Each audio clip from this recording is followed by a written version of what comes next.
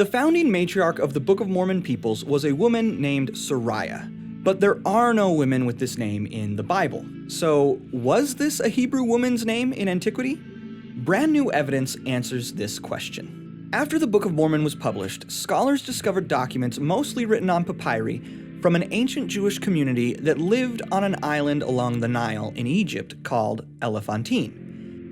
In the early 20th century, these documents were gathered together, translated into English, and published, allowing scholars to begin learning more about this ancient Jewish people.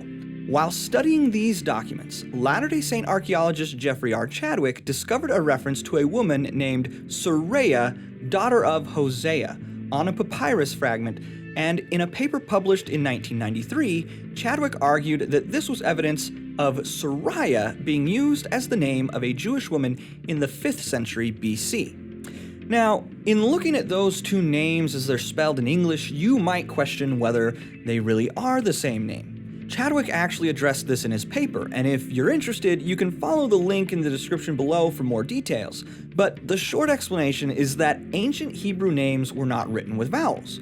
So the name that actually appears on the papyrus fragment is just spelled as ＳRYH,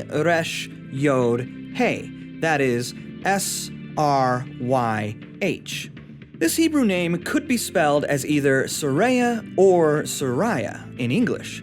But to prevent confusion from this point on, I'm just going to pronounce it like it's spelled in the Book of Mormon as Sariah. While this evidence Chadwick found is really interesting, it does have one weakness.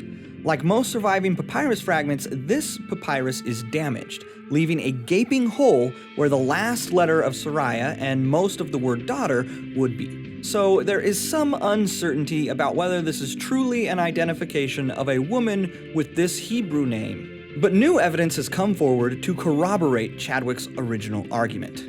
A paper recently published by the Interpreter Foundation highlights a newly discovered example of a daughter named Sariah in a document from Elephantine. And this example, written on a pottery shard, isn't missing any of the letters. It has the full name, ＳRYH,